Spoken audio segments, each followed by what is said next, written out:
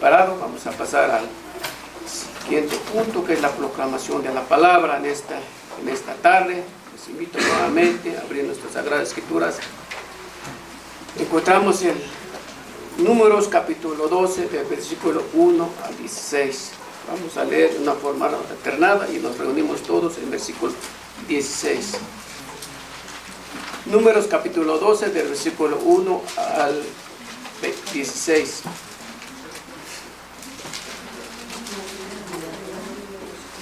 María y Aarón hablaron contra Moisés a causa de la mujer cusita que había tomado, porque él había tomado mujer cusita. Y dijeron: solamente por Moisés ha hablado Jehová, ¿no ha hablado también por nosotros? Y lo oyó Jehová. Y aquel varón Moisés era muy manso, más que todos los hombres que había sobre la tierra. Luego dijo Jehová a Moisés, a Aarón y a María: salid vosotros tres al tabernáculo de reunión. Y salieron ellos tres. Entonces Jehová descendió de la columna de la nube y se puso a la puerta del tabernáculo, y llamó a Aarón y a María, salieron ambos. Y él les dijo: oíd ahora mis palabras. Cuando haya entre vosotros profeta de Jehová, le apareceré en visión, en sueños hablaré con él. No así a mi siervo Moisés, que es fiel en toda mi casa. Cara a cara hablaré con él, y claramente, y no por figuras, y verá la apariencia de Jehová. ¿Por qué pues no tuviste temor de hablar contra mi siervo Moisés?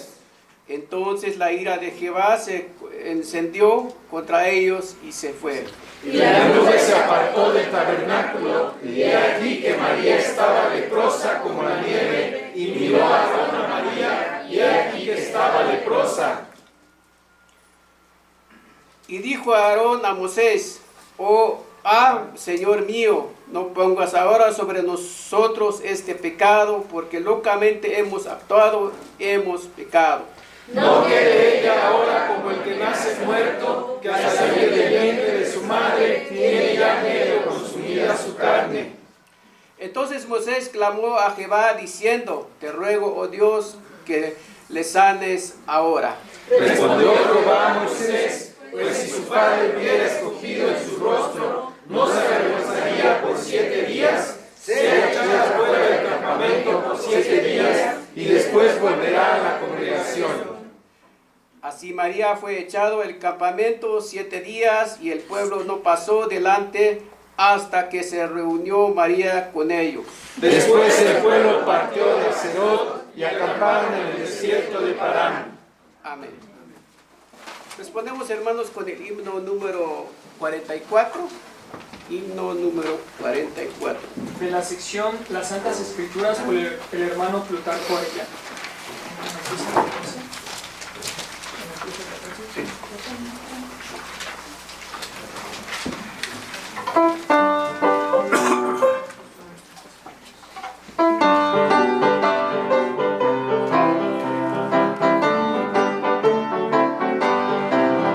Libro santo por Dios inspirado, manantial de verdades eternas, has venido a romper las cadenas del pecado, ignorancia y temor.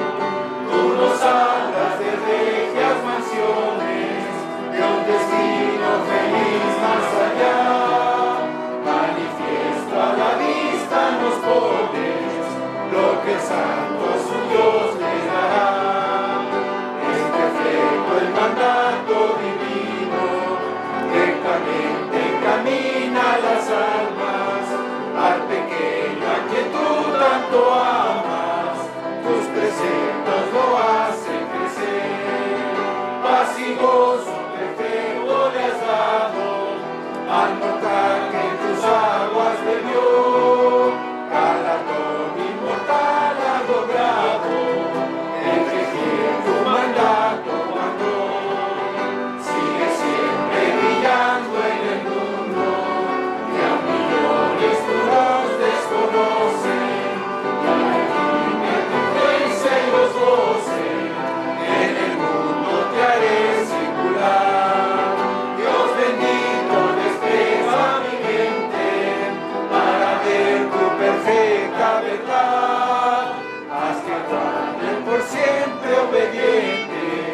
alabanzas de esa bondad. Así como estamos, hermanos, doy lugar al pastor que trae el mensaje de esta tarde.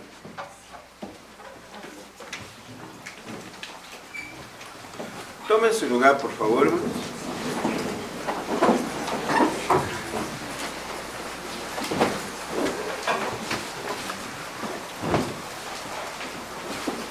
Y ahora quiero invitarlos para que busquemos en las Sagradas Escrituras el libro de Números, el capítulo 16.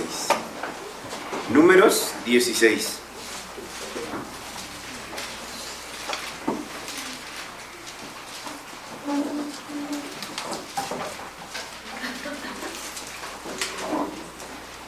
Y vamos a leer del versículo 1 hasta el versículo 5.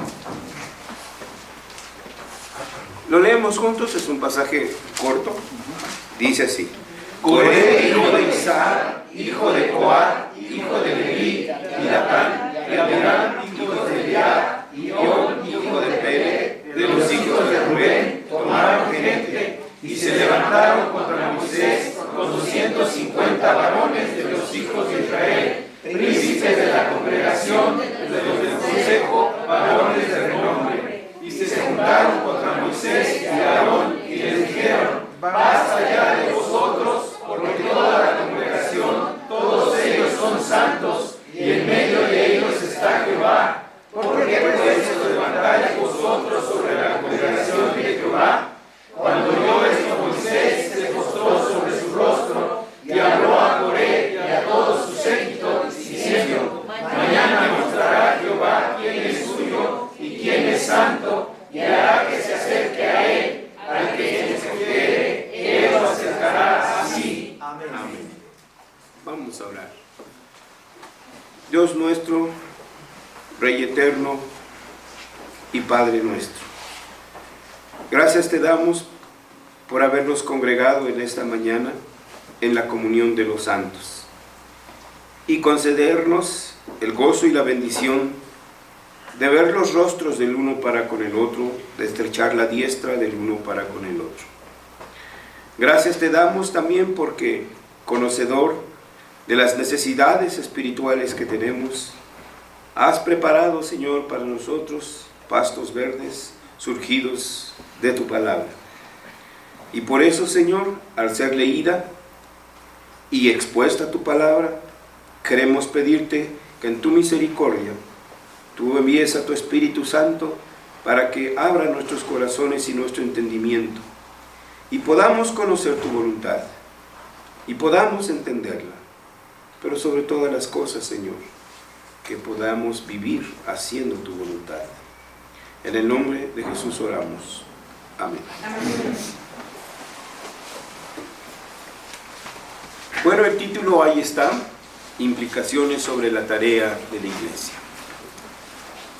Ya sabemos que las Escrituras, y lo hemos venido mencionando en distintas ocasiones, que la iglesia tiene una tarea en el mundo: conquistar el mundo. Ya desde la oración del Señor, como se le conoce en Juan 17, el Señor está diciendo que a su iglesia la está enviando al mundo, pero no son del mundo. También recordarán, antes de su ascensión, momentos antes de su ascensión, Él también envía a su iglesia: id por todo el mundo. Id por todo el mundo, como decía Wesley, entonces mi parroquia es el mundo. Y haced discípulos, alumnos del Evangelio, discípulos de las Escrituras, y enséñenles cómo deben de actuar. Esa era la tarea también de Israel. Dice: te escogí no porque fueras lo mejor, sino te escogí para que fueras ejemplo a las naciones, no para que tú les copies a las naciones. Y entonces a cada uno le dio sus oficios y cada uno tenía sus tareas. Lo que aquí vemos es que en el pasaje que acabamos de leer, en los dos que se acaban de leer, vemos a la iglesia como comunidad, como un pueblo. Un pueblo que adora culticamente a Dios. Un pueblo que adora laboralmente a Dios. Que adora socialmente a Dios. Que no hay actividad humana en la cual Él no adore a Dios.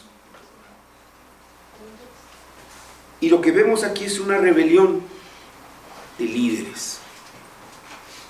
Generalmente las rebeliones comienzan entre los líderes, por los descontentos entre los líderes, por su cosmovisión de cómo interpretan el mundo. Y un líder no anda solo, un líder arrastra también a otros que tienen confianza en él. Dice la escritura aquí que Coré se levantó. Pero también vean ustedes abajo en el versículo 2, dice, se levantaron contra Moisés con 250 varones de los hijos de Israel. ¿Y qué dice? ¿Eran qué? Príncipes de la congregación. Eran líderes. No era la masa popular. Eran líderes que deberían de conocer su oficio. Un líder debe conocer su oficio, debe entender su oficio y debe vivir haciendo su oficio. Pero se distrajeron, viendo que todos los reflectores apuntaban hacia Moisés. Entonces eran príncipes y se juntaron contra Moisés y contra Aarón. Y esgrimieron un principio cierto, un principio universal. Pero su problema estuvo en su aplicación, su problema estuvo en su interpretación. Toda la congregación, todos ellos son santos. ¿Correcto? ¿Verdad? Y en medio de ellos está Jehová. ¿Correcto? Pero ahora su queja es, ¿por qué tú gobiernas sobre nosotros? Ahí estaba el punto. Ahí eso es lo que ya no alcanzaron a ver. Si tuviéramos que depender solamente del Nuevo Testamento para tomar un modelo o un patrón sobre la organización de la iglesia, sí que estaríamos en serios problemas. Porque no podríamos hacer una analogía de fe, como lo estamos haciendo ahorita con este pasaje, con el que se leyó anteriormente también, de María y de Aarón, que se rebelaron contra su propio hermano. Pero esta no es la forma en que las Escrituras nos dirigen. No nos dicen solamente el Nuevo Testamento o solamente el Antiguo Testamento, como los llamados mesiánicos. Ellos tienen en preponderancia el Antiguo Testamento y por eso se visten a la antigua, traen su talí, en fin, etcétera, etcétera. Indicábamos entonces que si solamente dependiéramos de una parte de la Escritura, esto entonces nos llevaría a un punto en el cual deberíamos de entender que las Escrituras no nos dan un modelo, o el modelo que nos dan no significa que podamos organizar la iglesia de la manera que queramos o nos imaginemos. Dios no ha dejado la conducción de su iglesia a nuestra imaginación. Él ha dado direcciones precisas. Uno de estos problemas que tenemos entre las iglesias es precisamente la adoración cúltica, lo que llamamos la alabanza. Dios no ha dejado que el hombre decida cómo le ha de alabar a Dios. Él ha dado instrucciones precisas de cómo alabarle. Nosotros debemos guiarnos por lo que nos revela la palabra de Dios. Y por lo tanto, hay que tener presente que la Escritura está compuesta tanto del Antiguo como del Nuevo Testamento. Y además, toda la Escritura ha sido inspirada por Dios y es útil. Así que en ella encontramos la revelación clara de todo lo que necesitamos sobre la naturaleza de la iglesia y de la sociedad. Dos principios a los que somos guiados por las Escrituras son cruciales para entender el enfoque de esta cuestión. Uno, la creación. No podemos minimizar este asunto preponderante e importante de lo que significa creación. Cuando decimos creo en Dios Padre Todopoderoso, Creador del cielo y de la tierra, no nos imaginemos solamente el pollito, el burrito o el patito. Claro que Dios los creó. Por creación es todo el universo y sus leyes y sus principios. Hay leyes sociológicas. Vives en medio de una sociedad. Tú no puedes ignorar a esa sociedad. Solo la anarquía nos conduce a decir así soy y qué. Y no me importa los demás. Eso es rebeldía contra Dios. Porque Él nos ha colocado en medio de un pueblo. La creación y por lo tanto la sociedad humana en todos sus aspectos están estructuradas por la palabra ley de Dios.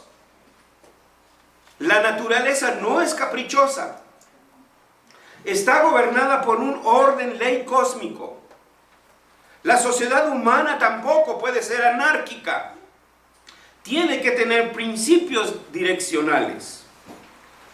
La creación no es estática, sino que está en un continuo movimiento y se desarrolla incesable e inexorablemente bajo la mano cultivadora del hombre.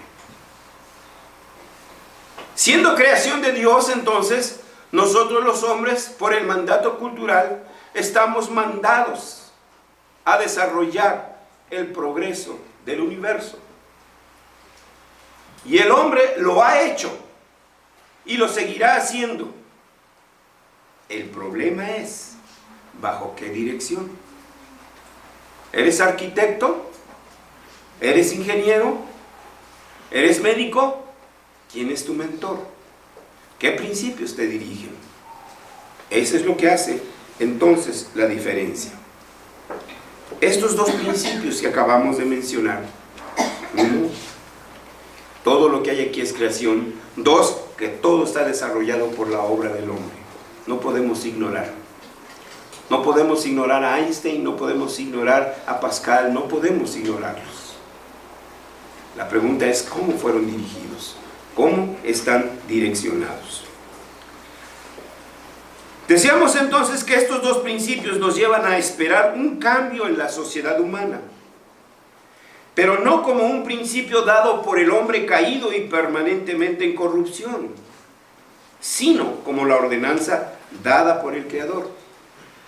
Esto significa que no hay un periodo de la historia en que podamos señalar y decir, existe la sociedad modelo tomada de tal o cual época de la historia. Déjenme les doy un ejemplo. Un filósofo y también pintor. Hubo una época en que el hombre pensó que todo tiempo primitivo era mejor. Y por eso un pintor abandonó a su esposa, abandonó a sus hijos y se fue a vivir entre las comunidades indígenas. ¿Y cuál fue el resultado? Pues que también allí hay pecado. Entonces, no podemos tomar la sociedad primitiva como modelo. La creación se desarrolla, la creación se desenvuelve. La creación tiene que avanzar. Y ese trabajo nos ha sido dado a nosotros los hombres.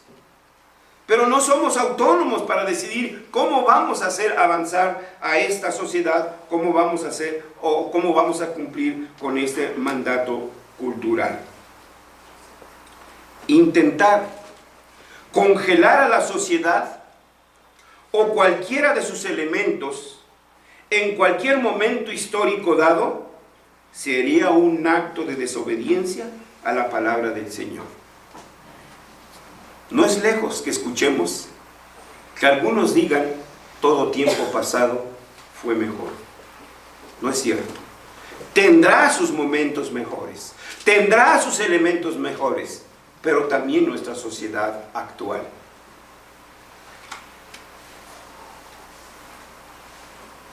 Si tal cosa hiciéramos, entonces estamos desobedeciendo al Señor, porque no estamos avanzando, no hay desarrollo.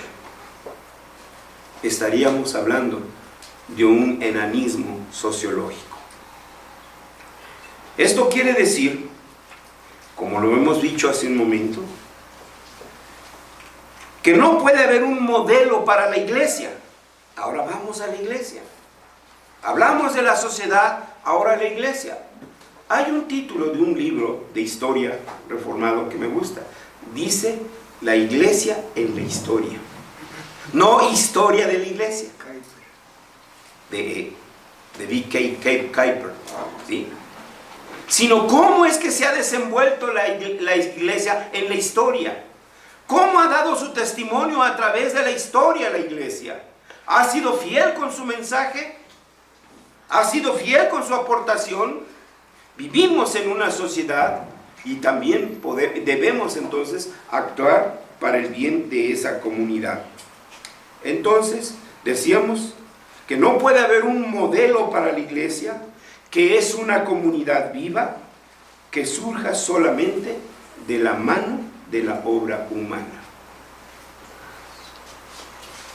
No es un Calvino, no es un Lutero, no es un Martin Luther King quien decide cómo se ha de dirigir la iglesia. No es un papa tampoco. Son las Escrituras.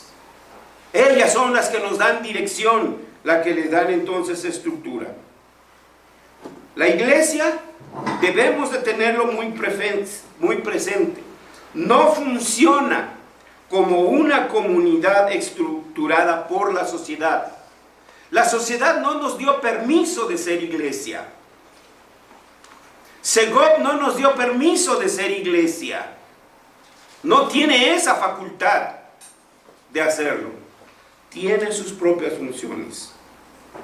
Una visión escritural de la iglesia debe afirmar tanto su celestialidad como su terrenalidad.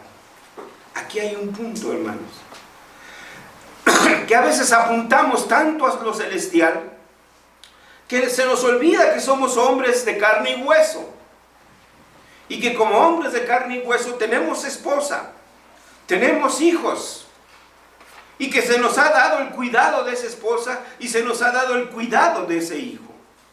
¿Cuál fue el reproche del Señor para aquellos que decían, es Corbán, no te puedo ayudar, mamá? ¿Sí? Esta es ofrenda para Dios, así que ni modo te vas a tener que quedar sin comer hoy.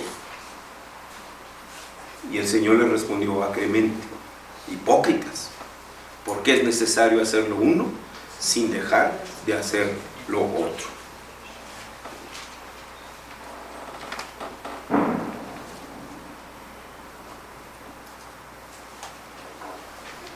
Tenemos que entender esa doble dimensión de la iglesia, su celestialidad y su terrenalidad. Y para su terrenalidad no puede haber un modelo dado que sea válido para todos los tiempos.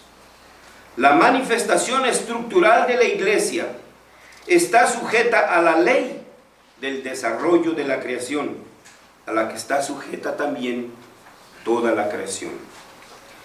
La iglesia tiene su origen celestial, sí, porque la elección desde la eternidad en Dios viene.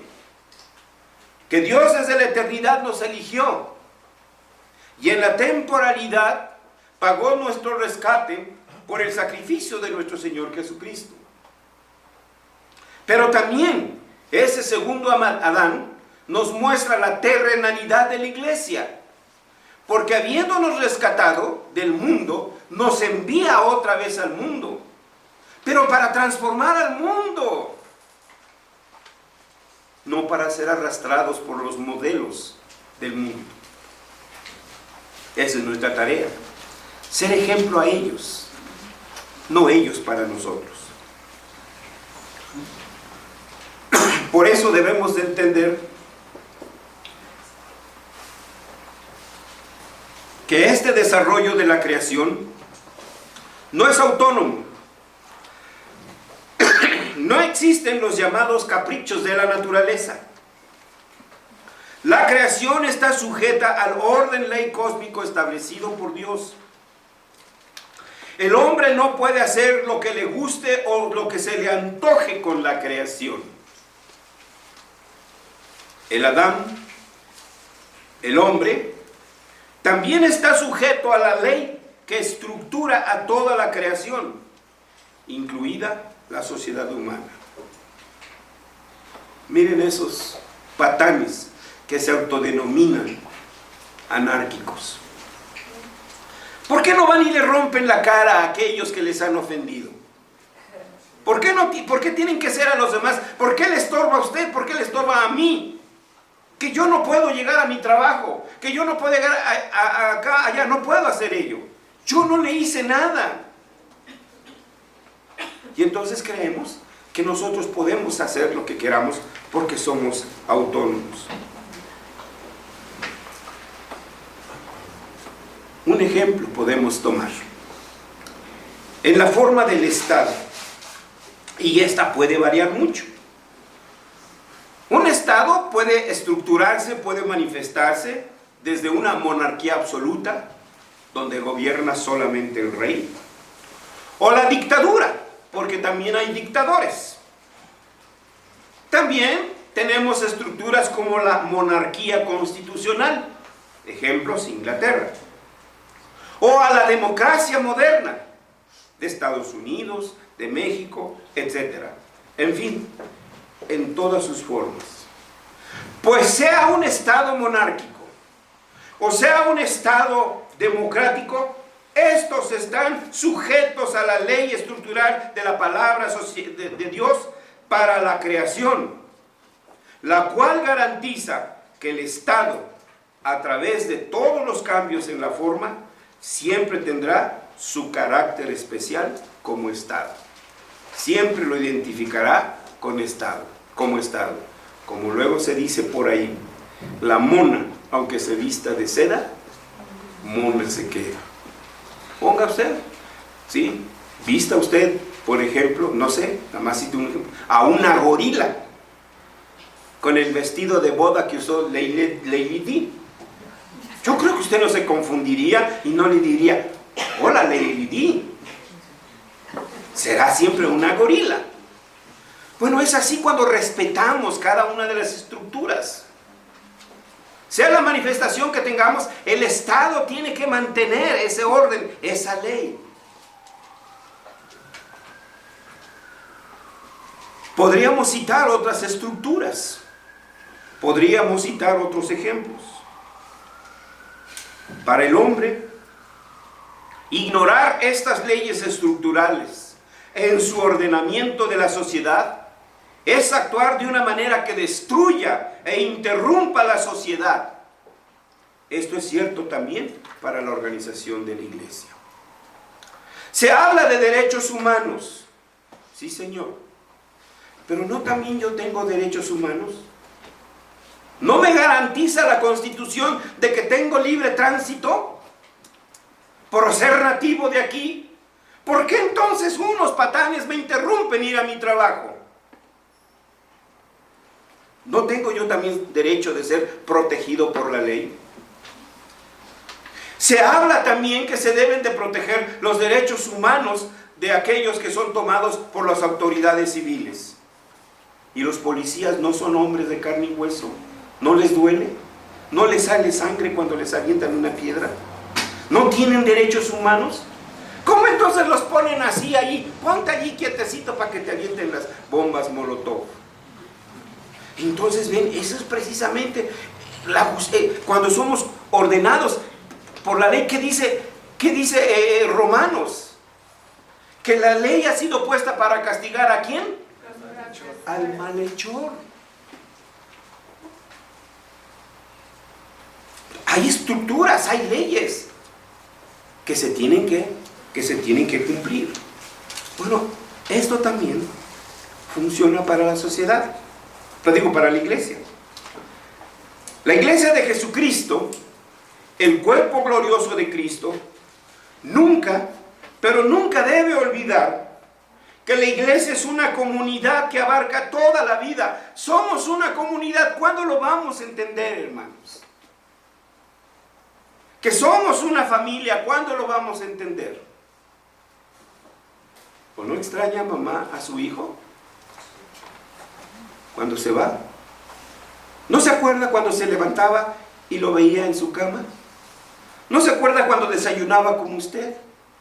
¿No se acuerda cuando comía con usted? ¿Cuando platicaban o veían juntos la tele? Eso es una familia. Se ama, se extraña, se ve vacía la silla, se ve vacía la casa.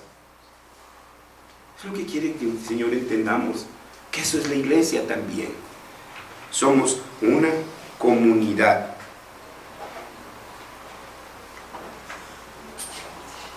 La iglesia es la comunidad del cuerpo de Cristo, creado por el Padre a través del Espíritu. La iglesia no es solo una comunidad para el culto dominical y el estudio bíblico entre semana. La iglesia es una comunidad tan amplia como la vida misma. ¿Quiere que les diga, hermanos, ustedes que nunca nos han apoyado en una actividad de la iglesia? Queremos llorar.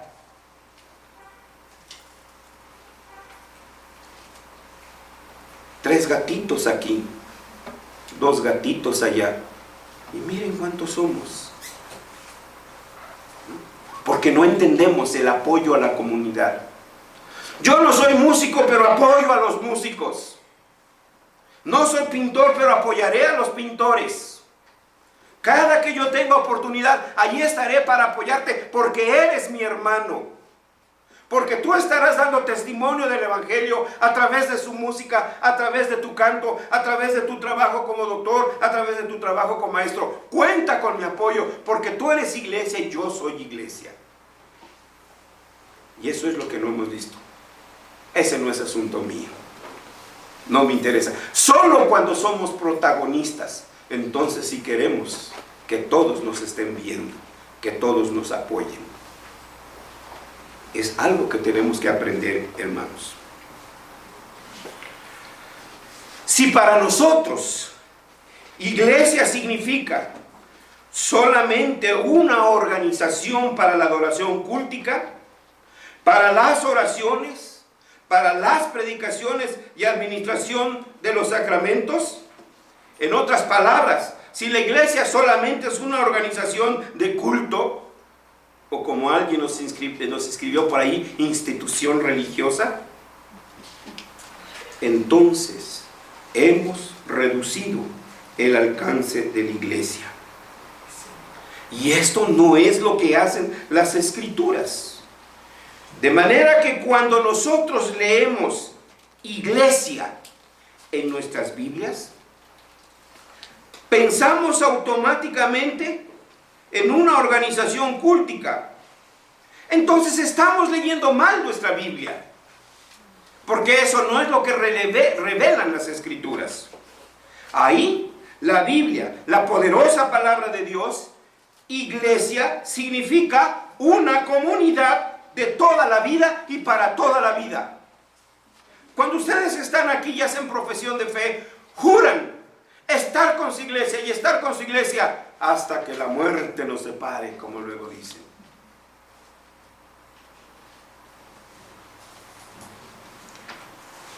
Iglesia, iglesia de Jesús, iglesia de mi corazón, iglesia de mi amor, porque es la única razón que explica por la que estoy aquí. Despierta tú que duermes y te alumbrará Cristo. Bueno, sí, háganle un poquito de ruido al hermano para que despierte.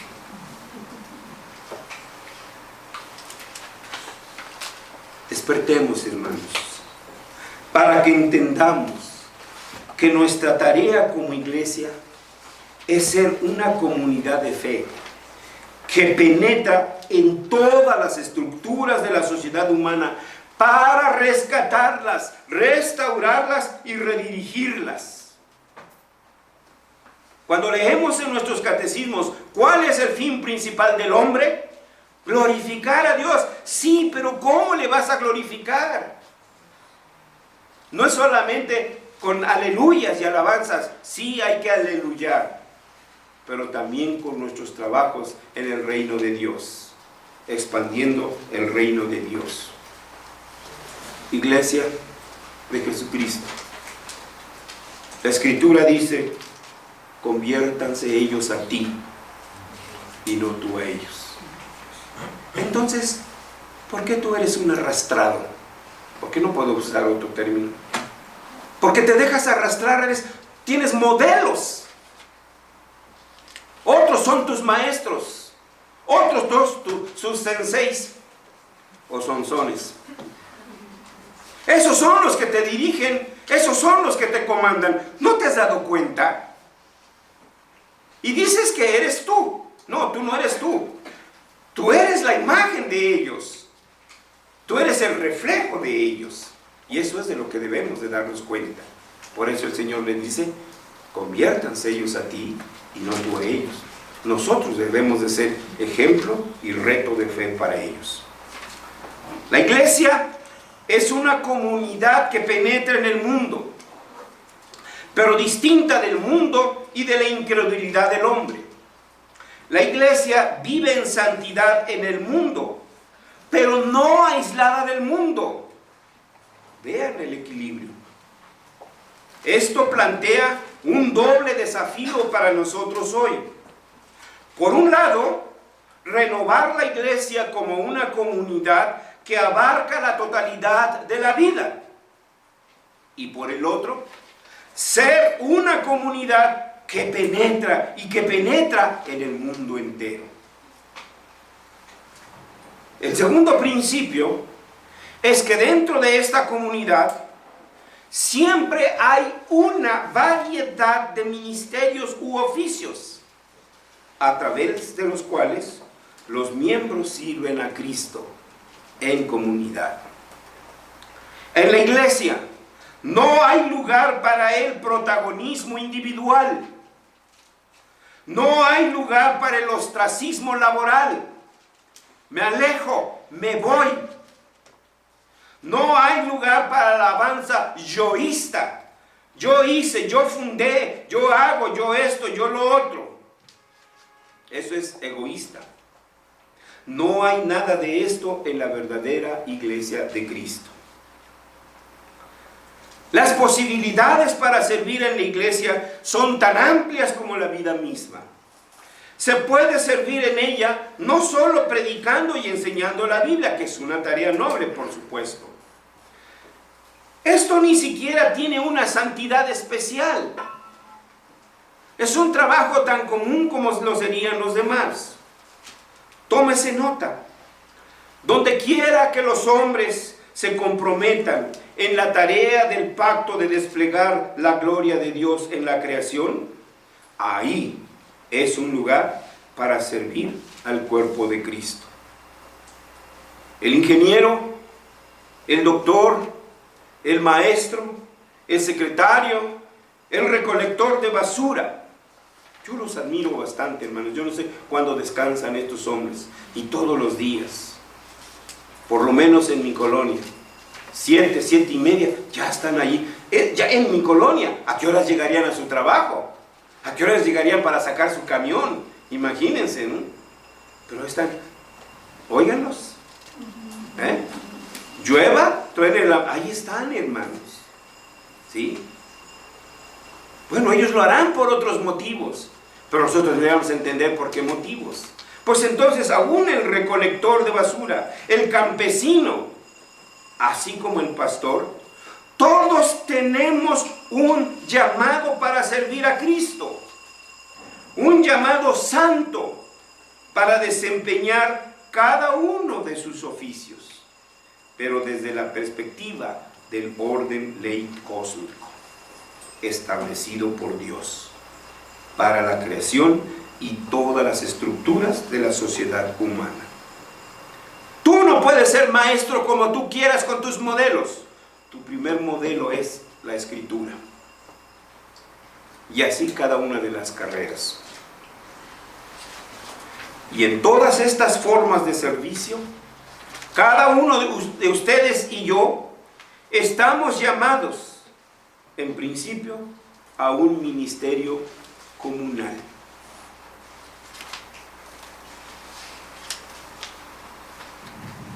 Ningún hombre ha sido llamado a trabajar de manera aislada en el reino de Cristo. Por el contrario, siempre como miembro de la comunidad de discípulos de Cristo.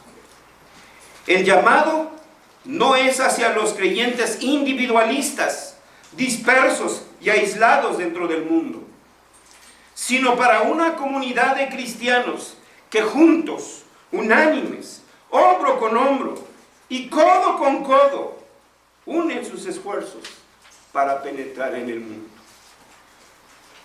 Qué tristeza me da, hermanos, y qué desgarrado queda mi corazón cuando escucho: está muy lejos, hay mucho tráfico. Bueno, y los poquitos que venimos, ¿no sufrimos eso? Pues claro que sí. Pero ¿qué es lo que tenemos? La solidaridad, hermanos, por la comunidad, porque allí estamos para apoyarnos. Díganos, Michelle Pretorius, ¿cuándo no los hemos apoyado?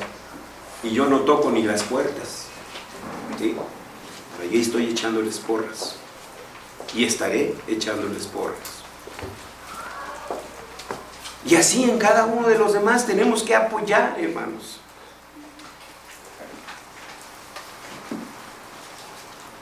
Al llegar entonces a este punto, debemos tener muy presente que además de la visión bíblica de comunidad, existe una noción apóstata de comunidad en el mundo de hoy. Esta noción ha infectado mucho el pensamiento cristiano sobre el concepto de comunidad, y a menos que la identifiquemos y nos separemos conscientemente de ella, nuestra visión de comunidad se corromperá, y vanos serán todos nuestros esfuerzos para crear una comunidad genuinamente cristiana. En la Torre de Babel hay una apariencia de comunidad. Hagamos una torre muy alta para que estemos unidos. Pero era contrario al mandamiento de Dios. ¿Qué les había ordenado Dios? Dispérsense. Pero es que si no me cabe aquí en raíz cuadrada o en raíz cúbica, no lo puedo razonar, entonces no existe. Entonces no sirve. Mientras yo no lo pueda analizar, entonces no sirve. Y por supuesto, pues dispersarse, pues mina las fuerzas, ¿que no? ¿Se imaginan a Naamán? Cuando le dicen, súmete 7 veces en ese río.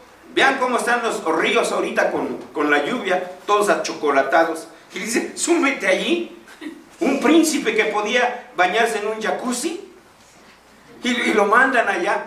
Pues eso va contra nuestra lógica. Pero es las leyes de Dios, por inverosímiles que parezcan. Dios nunca quiere nuestro mal, Él siempre quiere nuestro bien. Por eso, hermanos, tenemos que desechar ese concepto. El concepto moderno de comunidad está arraigado en los principios religiosos revolucionarios que capturaron el mundo occidental durante el siglo XVIII.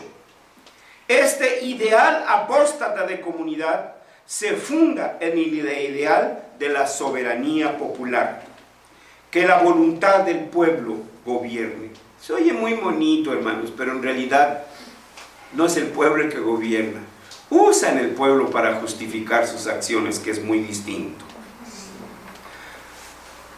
Al hacer esto, rechazaron la enseñanza bíblica acerca de las distinciones del oficio, que apunta a una sociedad llana, plana, en la que la máxima autoridad recaiga en la gente, con cada individuo activando una parte igual en su autoridad.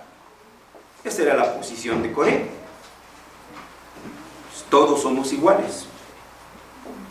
Se dice, yo no lo sé, ¿qué tal? Nunca he estado allí, pero los que lo han vivido allí sí. El grado máximo en el ejército es general de división. Y el secretario de la defensa es general de división. Pero no es el único general de división que existe en el ejército. Hay muchos generales. Pero para distinción de su oficio, incluso hasta se le ha agregado una estrellita. Bueno, como en toda sociedad humana, que luego se dan su agarrón entre generales. ¿Sí? Pues yo también soy general. No, solo tú eres general. Sí, pero el secretario está en oficio. Y eso es lo que debemos distinguir. Distinguir y respetar los oficios que Dios ha puesto en su iglesia. Eso es lo que tenemos que tener presente. Este espíritu populista fue el mismo que movió a Coré y sus asociados en su rebelión contra Moisés y Aarón. Según Coré, en aras de un estilo de gobierno más comunal, Coré, queriendo justificar su rebelión, dijo: basta ya de vosotros, porque todos ellos son santos. Todos ellos son pueblo, que el pueblo decida, y en medio de ellos está Jehová. ¿Por qué pues os levantáis sobre nosotros, sobre la congregación de Jehová? Ustedes lo saben, el fin de este episodio es que Dios mostró muy claramente su desaprobación hacia Coré y ratificó en sus oficios a Moisés y Aarón. Esta noción apóstata de comunidad amenaza el derrocamiento de la comunidad bíblica, ya que la comunidad bíblica es aquella en la que, en sumisión a la autoridad suprema del Señor, expresada a través de su palabra, cada uno sirve en sus oficios, dados de acuerdo con sus dones. No todos son pastores, no todos son maestros, pero todos servimos a un mismo fin. Cada uno tiene una contribución que hacer y Dios la sigue tomando en cuenta. Una contribución necesaria sin la cual la comunidad no funcionará de manera efectiva. Pero no todos sirven de la misma manera, ni todos tienen la misma responsabilidad, ni todos tienen la misma autoridad. Cuando ha habido asuntos de la música, consistorio ha dicho: la autoridad en la música son fulano y fulano. A nosotros solo nos toca vigilar el orden doctrinal, que ellos resuelvan este problema. Y hemos llegado a decirles: ustedes decidan. Ese es cuando respetamos nuestros oficios, hermanos. Cuando no acaparamos los oficios. Pero concluyamos con esto.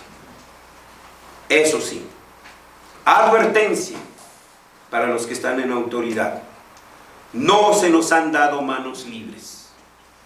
Advertencia para los que somos ministros, para los que estamos en oficio, como maestro, como diácono, como músico, etc. La autoridad comunal recae en Cristo.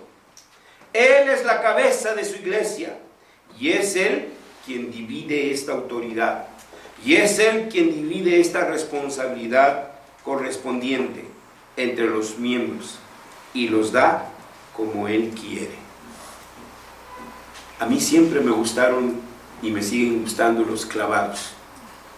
Y algún día quise ser clavadista, pero cuando me subí hasta la última, esa que di, bájate por la escalera, que también puede uno llegar por ahí hasta el suelo. ¿Sí? No todos nacimos para eso, hermanos. Reconozcamos entonces los oficios y apoyemos a esos que están en esos oficios. La comunidad de Cristo, por lo tanto, siempre será una comunidad estructurada, con áreas definidas de responsabilidad. Esto tiene mucha carga, hermanos. Imagínese que llega usted con el médico y le dice: doctor, creo que tengo una amigdalitis, recéteme una ampicilina. Bueno, ¿usted para qué viene conmigo? La autoridad médica soy yo, ¿sí? Entonces, ¿cómo es posible que algunos hermanos digan: consistorio, esto es lo que tienes que hacer? Espérate, ¿sí?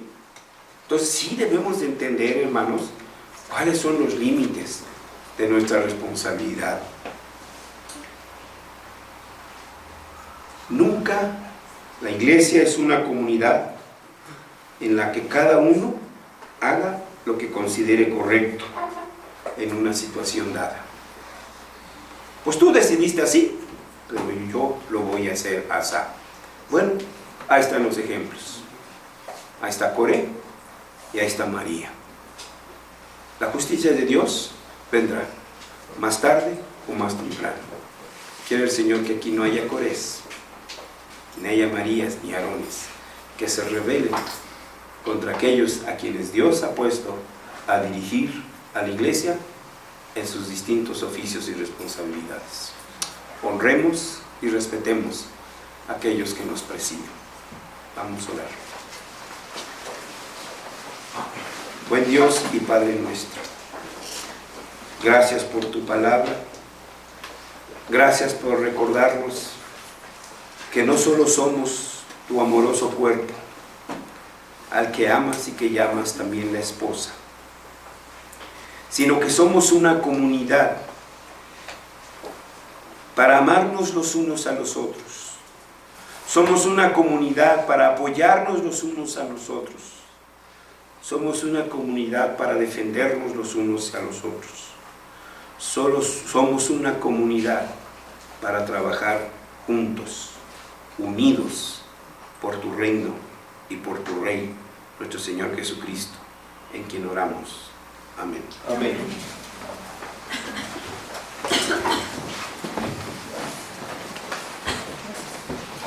Bien, hermanos, damos gracias a Dios a esta palabra republicano que hemos escuchado. Pedimos a Dios para que obedezcamos su palabra. Vamos a responder, hermanos, con el himno número 222, al servicio siempre yo. De la sección La Iglesia, su misión y servicio, traducida por el hermano Vicente Mendoza.